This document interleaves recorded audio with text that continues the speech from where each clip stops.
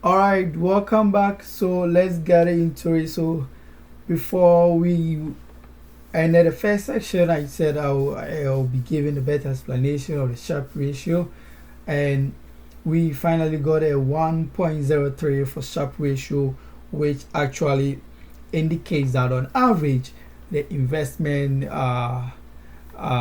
actually generate, that's talking about stock A and stock B, actually generated a return of 1.03% above the risk-free rate, which happens to be 2% for each unit of risk away.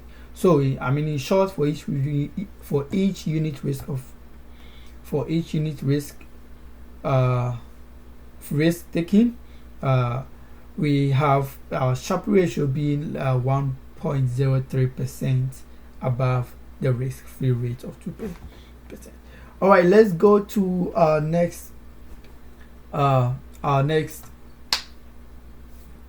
table, and this section will be looking at a different kind of example to see if we tend to have a different section of the Sharpe ratio, and this time I think the Sharpe ratio is going to be we're going to have a higher Sharpe ratio, so we try to set up a new example to see how it's going to look. So let's just basically try to copy this and try to move it to this side where we'll try to do a different example. Yes, with different percent. So let's give like stock A this time 40%.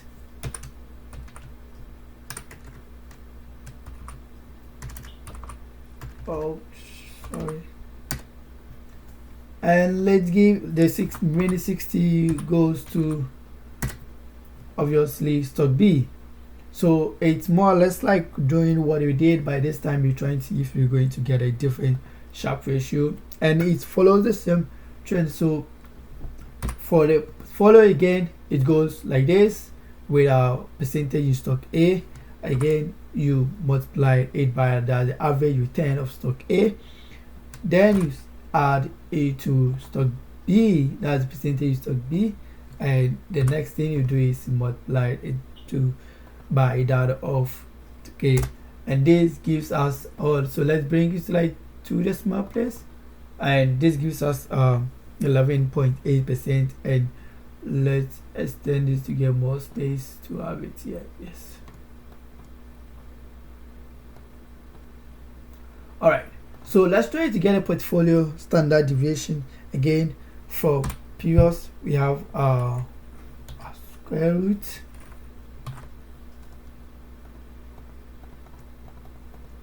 yes, the open again we have follow the same scenario, the same scenario trend with our square root of 2 again, then you multiply that by the variance of return for stock A, which happens to be B4, and we add it to stock B, that's percentage in stock B, and again take the square root of it,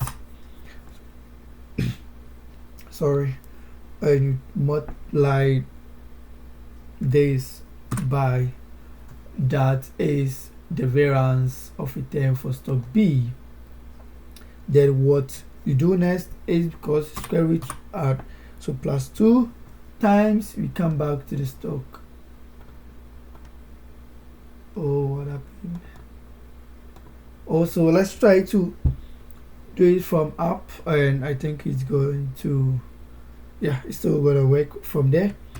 So multiply by that of our stock B, and we get it multiplied again that of stock B. So the first one was stock A, sorry, and this time stock B, and we come and get that of our covariance, and finally we tend to get our, so let's try to bring it to percentage and see to the small place, and we have 9.28% for our portfolio standard deviation.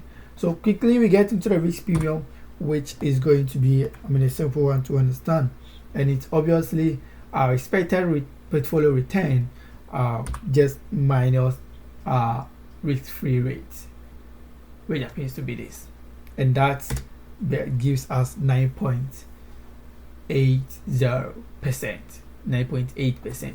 So getting quick to our Sharpe ratio. Our Sharpe ratio always going to be the ratio of the risk premium to the standard deviation, and it's very straightforward. We have our risk premium being here, and that will be divided by the standard deviation, which gives us okay, I think we need to try and bring it to numbers. Yes, and this works, and we have 1.06% for Sharpe ratio, and this one tends to be higher than the previous one that we had. And what this signifies, what this means that sorry, for each unit of risk taking that's giving our risk-free rate of 2%, Sharpe ratio, which happens to be 1.06%, is above the risk-free rate, and that's basically the example of it. So I mean, this is basically what we intend to do. And so once again, what we try to compute the market portfolio, and what we did was trying to introduce the concept of Sharpe ratio, which happens to be one of the standard return risk measures mostly using capital markets. And we also showed, so given two different stocks, we try to analyze kind of return on the Sharpe ratio compared to the risk-free rate, and that is basically what we did. So above all, in conclusion, we basically try to compute market portfolio, and in that we introduce what we call the Sharpe ratio in our analysis, and we continue to do two different kind of analysis.